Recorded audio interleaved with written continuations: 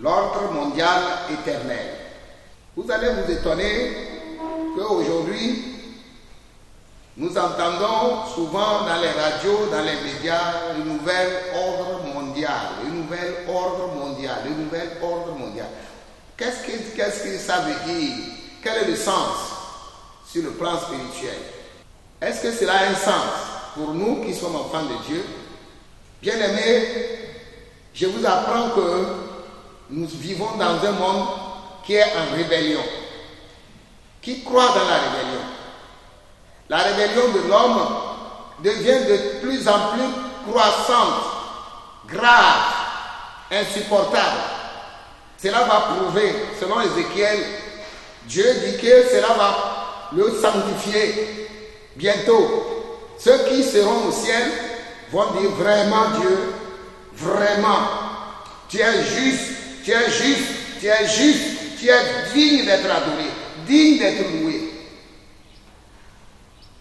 Je viens de lire qu'il y a eu un match qui aura lieu en Europe. Et le match, vous savez quel match? C'est à partir de ce 8 juin, nous sommes en juin. Ce 8 juin, les gens vont se réunir en Europe et c'est la Suède qui va accueillir ce match-là. Et ce match,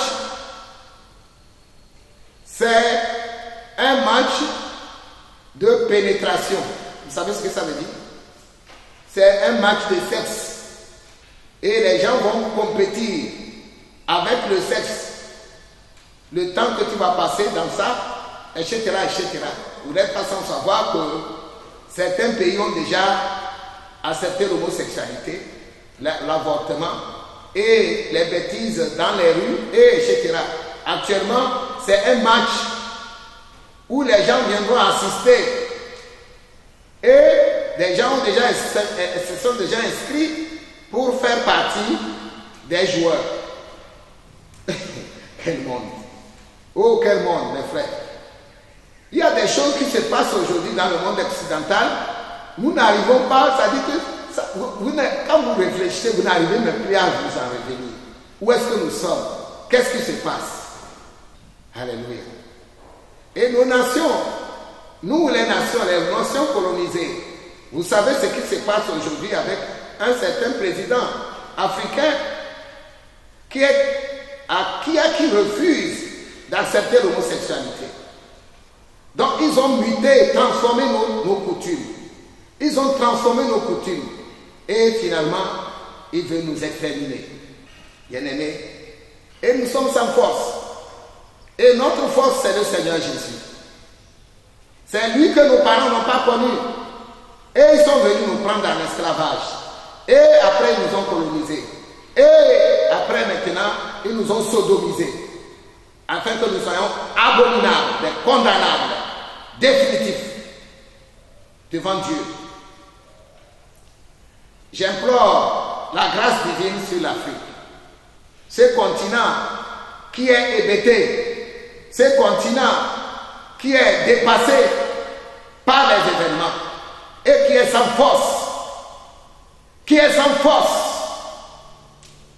Et notre jeunesse et nos enfants vont aussi subir.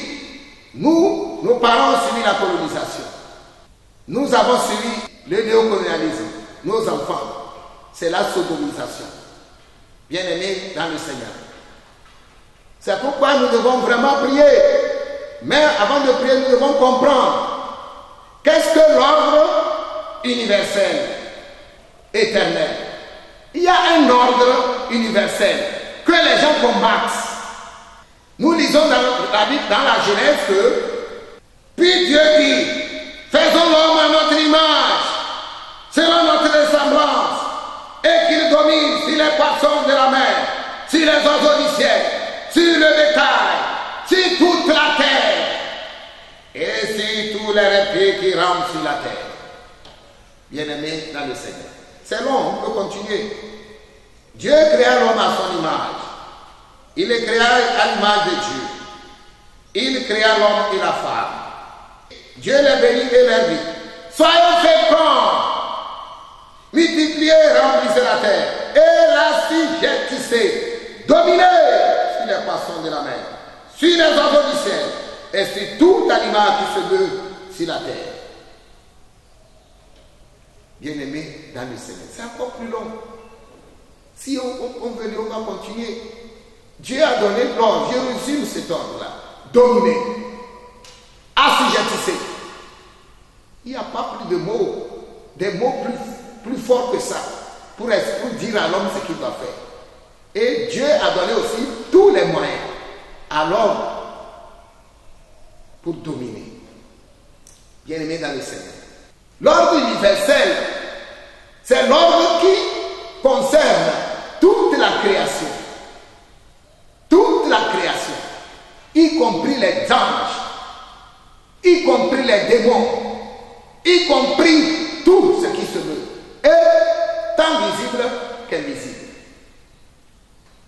Bien-aimés dans le Seigneur, voilà l'ordre qui a été donné à l'homme. Et c'est un ordre clair, non qui n'est pas ambigu. C'est un ordre clair et limpide. Bon, l'homme va aller jusqu'à quand? Et dans cet ordre-là, vous connaissez ce qui a été dit à Josué. Tout lieu que foulera la plante de ton pied, je te le donne. Adam devait régner, dominer, assujettir. Comment? Par sa présence. Son âme, son esprit domine et son corps domine. C'est ce que Adam devait faire. Tout lieu que foulera la plante de tes pieds, je te le donne. Tout lieu.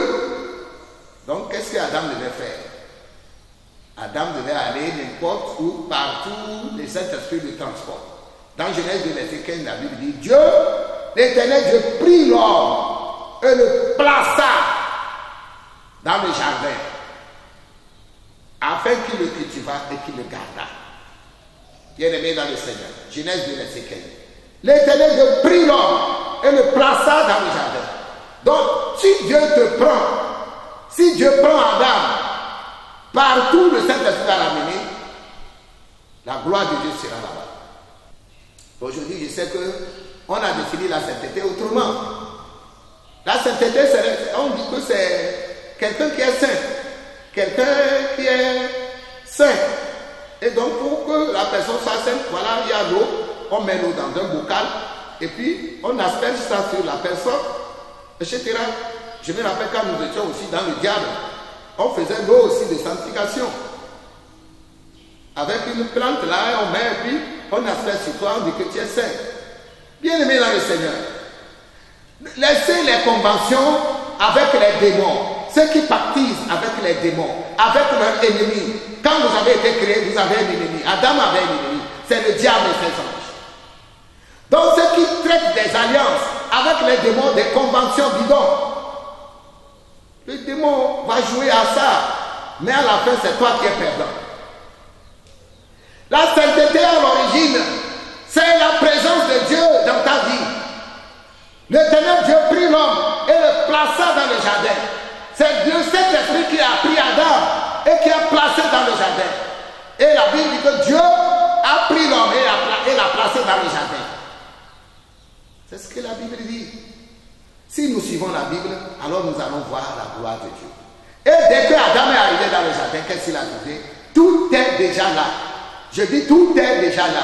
Le manger, le bien-être, bon à voir, agréable à la vue, agréable à la vue, agréable à manger, tout était déjà dans le jardin d'Éden, avec la présence d'Adam. Bien-aimé dans le Seigneur. Les gens se demandent pourquoi, et certains disent que c'est un scandale géologique. Ce n'est pas un scandale géologique. C'est Dieu qui a fait cela.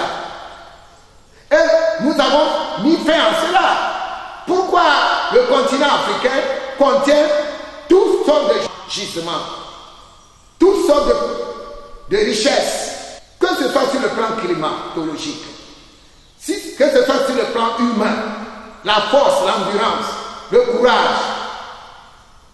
Quel peuple a accepté être esclavagisé pendant 6 siècles? Devant tous les journalistes, devant tous les témoins, devant toutes les organisations, les Nations Unies, les droits de l'homme, etc.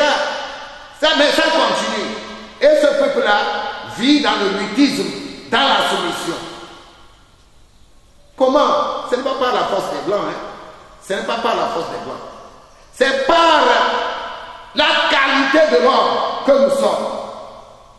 Adam a été bien créé.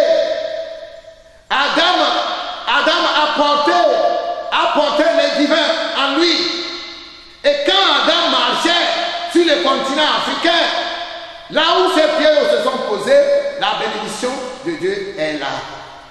Et comme c'est ici qu'Adam a beaucoup vécu, c'est ici que le premier homme a beaucoup vécu, le continent africain, Dieu avait commencé par faire ce que Dieu a dit à Adam. Tout lieu que foulera la plante de ses pieds sera à lui, sera béni. Bien-aimé dans le Seigneur.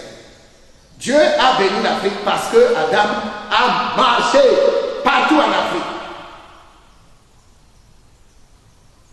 C'est ça l'ordre divin qui a été donné alors. Et je me disais, si Adam avait marché, s'il avait été en Europe, si Adam avait été, avant son péché bien sûr, si Adam avait été aux États-Unis, en Amérique, quelle serait la nature de leur sous-sol, de ce continent? Cela n'a pas été le cas. Bien-aimé dans le Seigneur. L'ordre, quand tu portes Dieu, tu obéis à Dieu et tu portes son esprit, partout où tu vas aller, la bénédiction sera là-bas. C'est ça la sainteté. C'est la présence même de Dieu dans ta vie. Donc l'ordre qu'Adam a reçu a été différé très tôt. Il a perdu cela. Il a perdu ce don. Il est devenu un petit homme avec petit H. Que nous sommes aujourd'hui. À moins que nous nous repentons pour devenir des hommes avec H majuscule. Toute personne qui a perdu le divin en lui n'est plus un homme avec H majuscule. Mais il devient un petit homme avec H minuscule. Ou soit nous l'appelons simplement un humanoïde. Un humanoïde. Et quels sont les comportements des humanoïdes? Vous le voyez aujourd'hui. Ils sont des esclaves des démons. Ils sont exploités par le monde invisible. Ils sont vraiment charmés par le monde invisible, attirés par le monde invisible, comme des insectes qui sont attirés par la lumière la nuit. Ils sont animés, ils meurent là-bas, sous la lumière. Là. Ils meurent là-bas. Ils perdent leur vie et ils meurent là-bas. Ou soit ils rentrent sur la terre pour chercher un abri. Bien-aimé dans le Seigneur. Voilà l'homme sans Dieu, sans l'Esprit de Dieu. Il cherche la lumière et il va être trompé. Bon donc, un humanoïde, c'est quelqu'un qui a perdu le divin en lui. Celui qui était en lui pour le diriger, il a perdu. Et il se met à chercher n'importe quoi en remplacement. Bien-aimé dans le Seigneur. Bon donc, Dieu voit que les humains ne sont plus des humains, mais c'est des humanoïdes. Avec des comportements bizarres, étrangers, différents de ceux qui ont été prévus pour lui. Alors qu'est-ce que Dieu va faire? Dieu va chercher des solutions. Et dans les solutions, il va appeler le peuple juif, Israël, qui va aller en esclavage. De l'esclavage maintenant, ils trouvent, Dieu leur trouve une religion. Et la Bible le dit, la Bible dit que c'est un pédagogue. Dans Galates, on nous dit que c'est un pédagogue. Cette religion était un pédagogue. On a utilisé ça pour enseigner aux enfants de Dieu futurs qui viendront en Jésus-Christ comment se comporter, qu'est-ce qu'ils font. Alors, l'ordre d'Aaron a été institué avec les enfants d'Israël. L'ordre d'Aaron. Non, le sacrifice, le sacerdoce ou le culte selon Aaron. Le culte qui a été enseigné à Moïse et Aaron. Voilà. Mais nous avons constaté que cet ordre ou ce culte n'a pas pu ramener Adam, c'est-à-dire l'homme, dans son sanctuaire, dans le sanctuaire de la divinité, de la domination. Mais Ce sacerdoce a plutôt rendu les choses stagnantes. Il y a quand même la crainte de Dieu. Dans le sacerdoce d'Aaron, il y a la crainte de Dieu, il y a la connaissance de Dieu, mais pas la connaissance parfaite. Ce qui fait que le culte n'a pas été complet. Il manquait quelque chose. À la fin, nous allons voir que Dieu lui-même va faire venir le vrai culte. Et le vrai culte a été inauguré par Jésus-Christ. À travers l'ordre selon Aaron. Selon l'ordre d'Aaron. Jésus est sacrificateur, c'est-à-dire adorateur, souverain sacrificateur, selon l'ordre de Melchisédek. Ce n'est plus selon l'ordre d'Aaron. Jésus devient un adorateur. Un adorateur est l'initiateur de l'adoration parfaite. Et cette adoration parfaite en Jésus-Christ, qu'est-ce qu'elle est? Nous lisons dans Hébreux 7, le verset 17 dit: car ce témoignage lui est rendu, tu es sacrificateur pour toujours, selon l'ordre de Melchisédek. Le verset 17, acte 7, verset 17. Car ce témoignage lui a été rendu, tu es sacrificateur pour toujours, selon l'ordre de Melchisédek. Le verset 18 nous explique: il y a ainsi abolition d'une ordonnance antérieure à cause de son impuissance et de son inutilité. Alléluia. Jésus vient avec un nouvel ordre universel, l'ordre qui s'appelle l'ordre selon l'ordre de Melchisédek.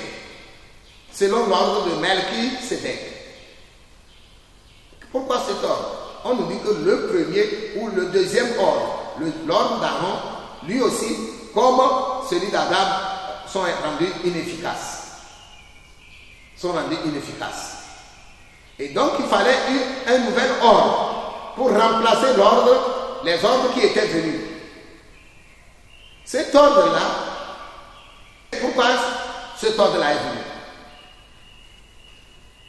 L'ordre, ce qui intéressait Dieu dans l'ordre d'Adam, ce n'est pas seulement l'habitation, la transformation géologique et la transformation de la terre en un paradis. Bien aimé dans le Seigneur. C'était plus que ça. L'ordre d'Adam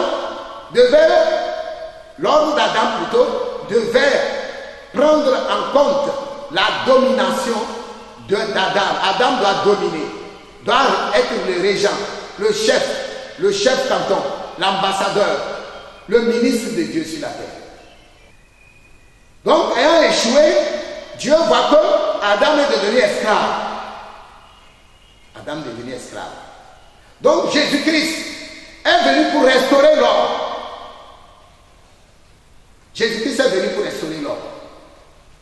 Regardons un peu de quoi nous parlons. Quand Jésus-Christ est venu, il a fait 4 choses dans cet ordre, selon l'ordre de Melchisédek. La première chose qu'il a fait, c'est, premièrement, c'est d'expier la race humaine. Il a expié nos péchés. Il a effacé nos péchés. La Bible dit qu'il les a effacés en les clouant sur la croix.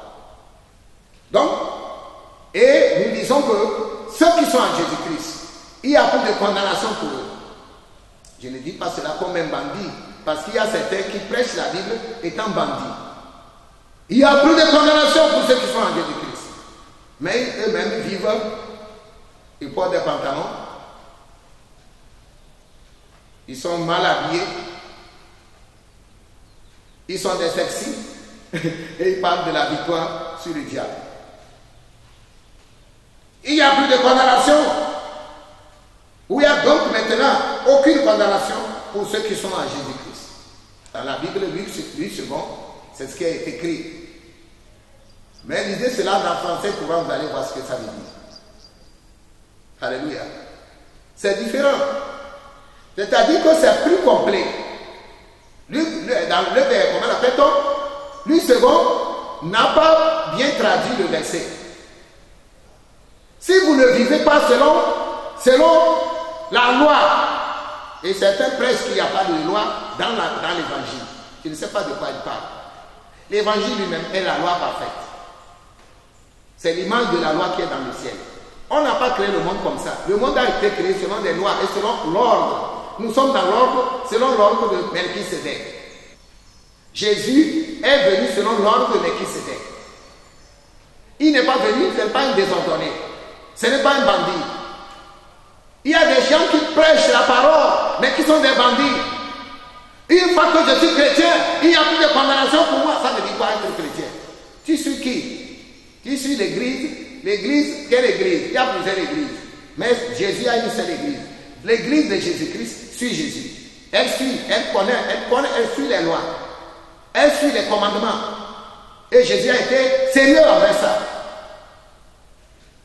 Vous êtes mes amis. Si vous faites ce que je vous commande, Jésus dit, nous sommes ses amis si nous faisons ce qu'il nous commande. Jean 15, 14. Est-ce que tu fais ce que... Est-ce que tu suis une loi? Alors tu es croyant. On ne peut pas être croyant comme ça en l'air. Si tu n'observes rien, tu n'observes pas la parole de Dieu et tu fais des miracles, mes amis, fuyez-le. Fuyez cet homme-là. Quel miracle tu peux faire? Ce sont des faux miracles. Tu n'es pas soumis à une loi. Quel démon va t'obéir? Quel démon va t'obéir? Quelle montagne va sauter comme les montagnes de Sion ont sauté devant le peuple béni de Dieu? Quand Israël traversait le désert, on dit que les montagnes sautaient, les collines aussi sautaient, et la mer a reculé. C'est ça un enfant de Dieu. L'ordre de Melchisédek est plus puissant que l'ordre d'Aaron. L'ordre d'Aaron, quand les eaux ont vu les Juifs, l'eau a fui, on s'est fendu. Les montagnes ont sauté, dit la Bible. Les peuples du monde qui se sont levés contre eux ont été décimés, anéantis. De quelle église toi tu parles? Quel Jésus tu suis? Est-ce que c'est mon Jésus? Il dit, si vous faites ce que je vous commande, vous êtes mes amis. Et ce jour-là, je vous dirai, je ne vous ai jamais connu. Retirez loin de moi, vous, et ouvriez du mal. Bien-aimés dans le Seigneur, nous voulons parler de l'ordre de Melchisédek. Et nous disons qu'il est plus puissant que tous les ordres qui sont venus dans le monde. Son premier gain plutôt, est l'effacement de mes péchés. L'effacement total de mes péchés. Et dès que mes péchés sont effacés, je suis régénéré. On parle de la régénération de l'être. Si nous acceptons Jésus-Christ, nos péchés sont effacés. Accepter Jésus-Christ, c'est dire quoi? Ce n'est pas aller à l'église. Quand moi j'ai reçu Jésus, j'ai passé beaucoup de temps à la maison. Parce qu'à cause de mes parents, ils pouvaient me tuer. Alors, qu'est-ce que j'ai fait? Je suis resté à la maison et j'invoque Jésus-Christ. Et vous savez, il me répond. Il me répond. Et ça a encore élevé ma foi. Ah bon? Les chrétiens ne lavent pas leur anus. Les chrétiens prient en désordre. Chacun est ici, chacun regarde par ici, chacun regarde.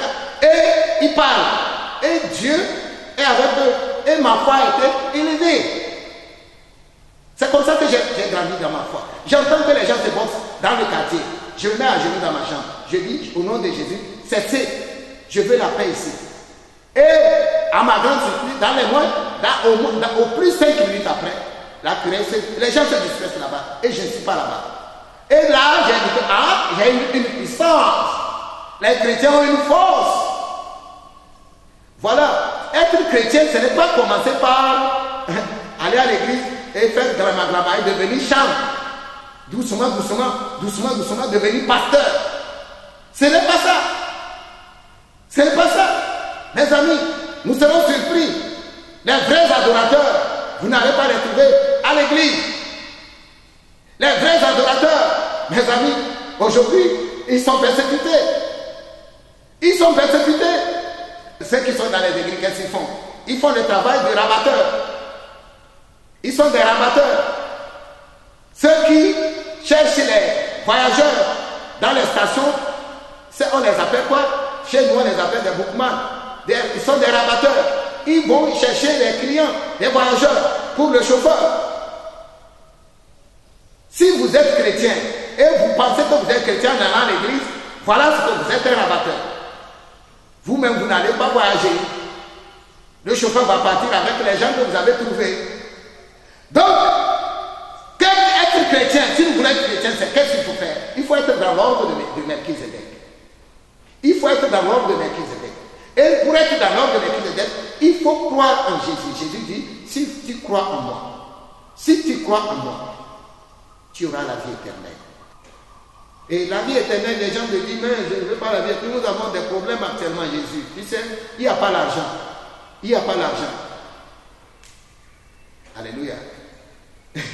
Tu sais, beaucoup de personnes méprisent la vie éternelle, tout simplement parce qu'ils n'ont pas été enseignés. La vie éternelle contient tout. La vie éternelle, quand on dit la vie là, demande la vie, frère. Demande la vie, laisse la richesse. La vie éternelle contient tout. Soyons sages. S'il vous plaît, soyons sages. Et j'ai vu un grand-père. Il a dit, il est allé dans un fétiche, il a dit, je cherche la pâte. Et le fétiche a dit, tu veux la pâte? Il dit, oui. Et il est revenu. Quand il est revenu, la deuxième année, ses deux enfants sont morts à la même année. Peu après, ses garçons, ses grandes filles sont mortes. Peu après, les petites filles, une devait amener la grossesse, elle est morte. Peu après, dans l'espace de 5 ans, toute la famille est finie. Et en 10 ans, les mamans aussi meurent. Et le papa aussi, lui-même, il est mort. La famille est actuellement décimée. Il est allé chercher quoi? Vous me rappelez? La pâte.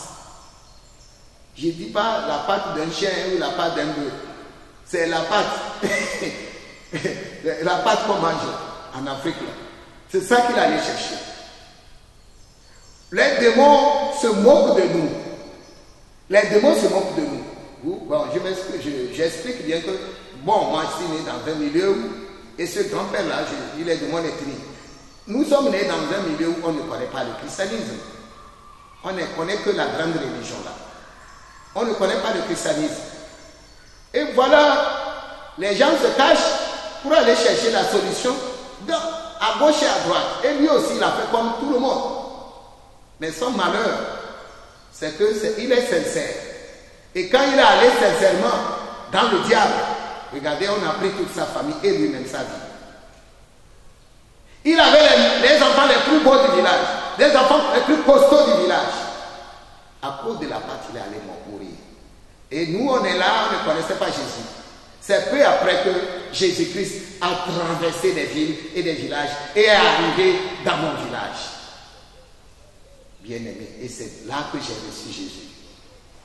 Par de bons frères qui sont allés, qui ont prié et Dieu leur a dit, allez cet enfant-là, allez, vous allez voir un enfant, donnez-lui la parole. Et effectivement, ils sont venus, ils ont fait 3 jours de jeûne. Aujourd'hui, mes frères, nous pouvons faire cela pour un enfant comme moi. Nous pouvons faire cela pour un petit. Et ils m'ont gagné. Ils ont pris soin de moi. Ils ont pris soin de moi. Ils ont pris soin de ma scolarité. Ils n'étaient pas riches. Ils ont pris soin de moi autant qu'ils peuvent. Et voilà ce que je suis aujourd'hui. En ce temps-là, je ne pouvais pas imaginer que je serais pasteur à table. Je ne pouvais pas imaginer que moi aussi je peux prêcher la parole. Moi aussi je peux même conseiller quelqu'un. Bien-aimé dans le Seigneur. Donc être chrétien, ce n'est pas avoir les doctorats en théologie. Ce n'est pas créer une école de théologie. Ce n'est pas créer une grande église. Mais c'est d'être un enfant de Dieu. De croire en Jésus-Christ. Donc, La mort de Melchizedek, premièrement, enlève le péché. Deuxièmement, il fait quoi? Il inaugure le chemin du ciel. Jésus a témoigné que personne n'est monté au ciel si ce n'est celui qui est descendu du ciel. Il veut parler de qui? De lui-même. Depuis la création du monde, il dit personne. Nul, ça veut dire personne, n'est monté au ciel. Nous sommes dans Jean 3, verset 13. Si ce n'est celui qui est descendu du ciel, le Fils de l'homme qui est dans le ciel. Et quand j'étais converti, je lisais cela, le verset là m'a intéressé. Pourquoi il a répété ciel, ciel comme ça? J'ai compris que c'est important. Le verset est important. C'est pourquoi il a répété ciel, ciel. Personne n'est monté au ciel. Si ce n'est celui qui est descendu du ciel, le Fils de l'homme qui est dans le ciel. Bien-aimé dans le Seigneur. Le Fils de l'homme, c'est lui qui a inauguré le ciel. Personne. Qu'est-ce que ça veut dire? Ça veut dire que Aaron et Adam ne sont pas allés au ciel. Oui, c'est ça que ça veut dire. Adam n'était pas allé au ciel.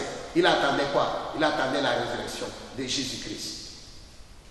Il était saint. Il a été pardonné. Aaron était saint. Moïse était saint. Josué était saint, pour ne citer que ceux-là. Mais ils ne sont pas allés au ciel. Élie, apparemment, est allé au ciel. Mais Élie n'était pas au ciel, dans le paradis. Il était où? Je ne sais pas. C'est Jésus qui le dit. Alors, oui, le Fils de l'homme qui est dans le ciel. Alléluia. Jésus nous dit qu'il a inauguré le chemin qui va au ciel. Donc, il s'était fermé. Oui, effectivement, la Bible dit, dans Hébreu toujours, que le chemin était formé. Cela montre que le chemin était fermé. Depuis quand le chemin est fermé? Depuis le péché d'Adam. Et pourquoi le chemin a été fermé? Dieu ne l'ouvre pas. On ne peut pas ouvrir le chemin du ciel tant qu'il n'y a pas de rédemption des âmes. Ça veut dire quoi? Rédemption. Pourquoi la rédemption? Ah oui, la rédemption. Il faut la rémission des péchés. D'abord, avant de reprendre les âmes dans les prisons de Satan. Ah, les prisons de Satan. Elles sont où? Je ne sais, mais Jésus le sait. On dit que Jésus est allé dans les prisons pour libérer les âmes. Quand il est descendu dans les tombeaux, dans la mort, il est allé libérer les prisonniers. Ah. Donc le sang de Jésus a travaillé. Oui, le sang de Jésus a travaillé. Il a libéré, il a pardonné les péchés et il a libéré les prisonniers. Alléluia. Alléluia. Le chemin du ciel est inauguré. Alléluia. Maintenant, c'est fini? Non. Le sang de Jésus a fait encore une grande chose.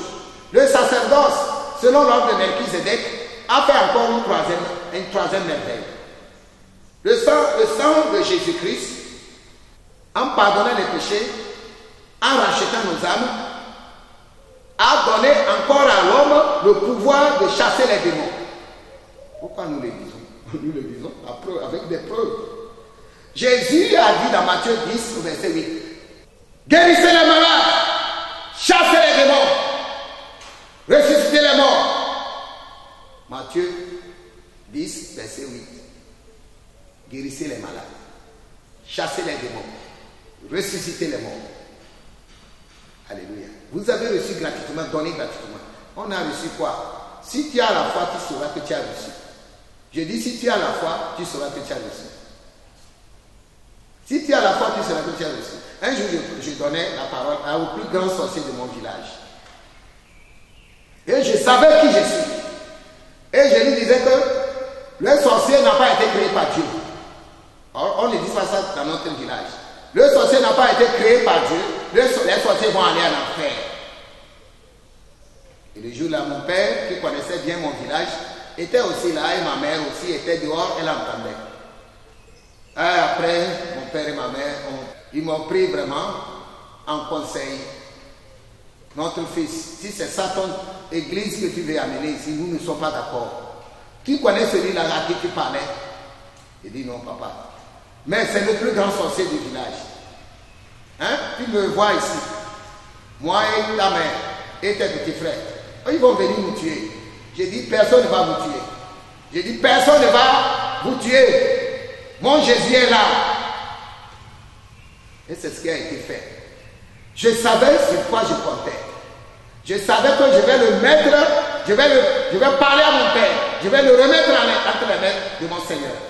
Et s'il essaie quelque chose, soit ça retourne sur lui, soit ça s'annule. Bien aimé dans le Seigneur. Et c'est ce qui a été. C'est ce qui a été. Jésus nous a donné le pouvoir de chasser les démons. Dans Jean chapitre 12, verset 31, la Bible dit que Jésus dit, maintenant, nous allons lire ce maintenant là. Jean 12, verset 31 dit, maintenant a lieu le jugement de ce monde. Maintenant le prince de ce monde sera jeté dehors. Pourquoi Jésus dit maintenant? Pourquoi ne pas dire je déclare, le prince de ce monde sera jeté dehors, etc. Il a dit maintenant. Jésus met une borne dans l'éternité. Je dis Jésus parle en ce moment en tant que Dieu. Il ne parle pas en tant qu'être humain. Et Jésus met une borne dans l'éternité.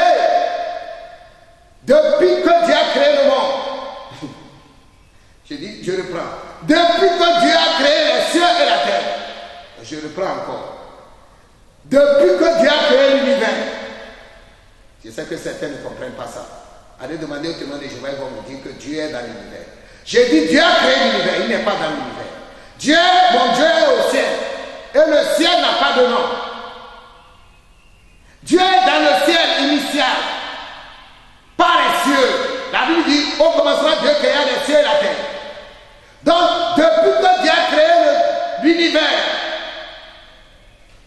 cela ne s'est jamais passé. Jésus dit, Satan sera chassé, sera mis dehors. Donc, Jésus, en venant dans le monde, Satan était où? Il était bien sûr dans l'univers.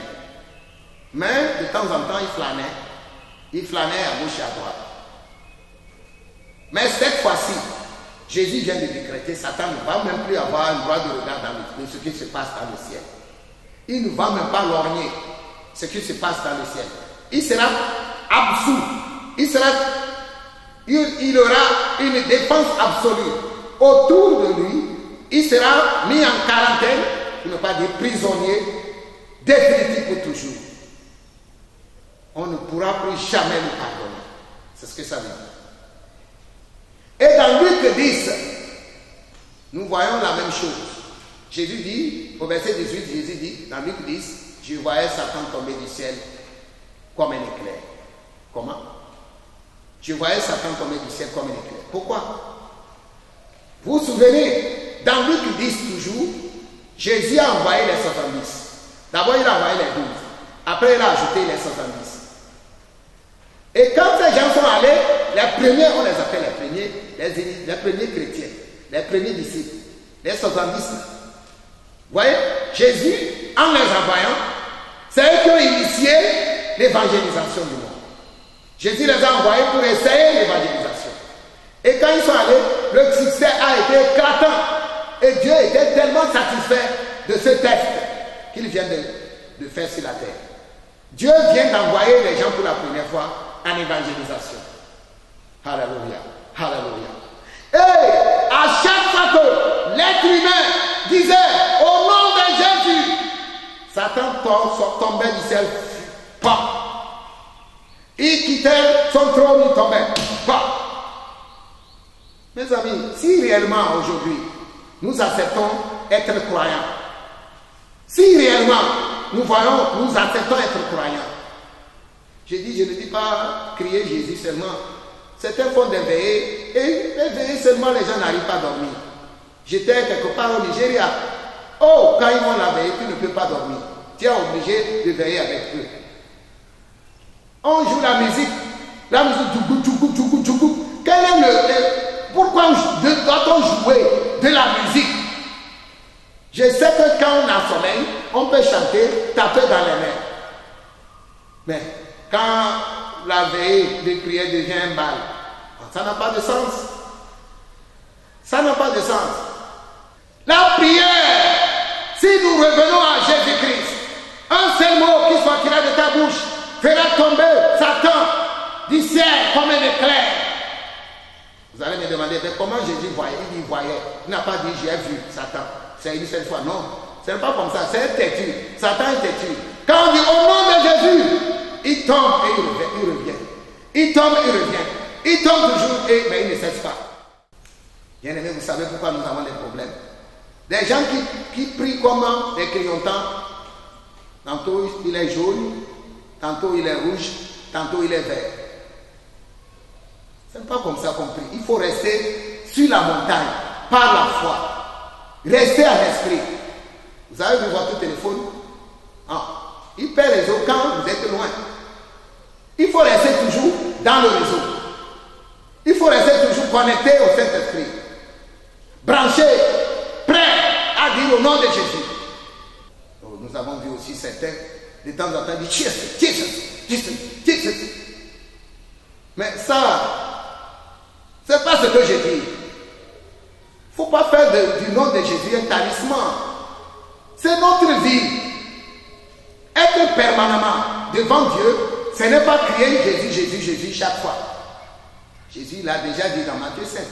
Ceux qui me disent Seigneur, Seigneur, Jésus, je leur dirai, je ne les connais pas. Qu'est-ce qu'il faut alors? Il faut être dans l'alliance. Il faut être toujours rempli de l'esprit. Il faut être toujours sur ton qui-vive en Jésus-Christ. Souviens-toi que nous sommes dans un combat. Donc Jésus, l'ordre de Melchisedec, c'est un ordre qui libère la puissance de Dieu contre le diable et ses anges. Contre les anges déchus et les hommes qui sont aussi des complices. Dieu, frère, nous appelle à combattre sur 3 fronts. Contre le diable, contre ses anges et contre les hommes qui sont aussi complices du monde des ténèbres. Le dernier élément que nous sommes en train de voir aussi, c'est la vengeance. Et la quatrième merveille, la vengeance. La vengeance, en devenant un homme complet, tu vas venger Adam et Ève, c'est-à-dire l'être humain. Tu vas venger la race humaine. Venge la race humaine. Je mettrai une inimitié entre toi, Satan, et Madame Adam. Sa postérité t'écrasera la tête. Mais toi, tu te contenteras seulement de le blesser au talon.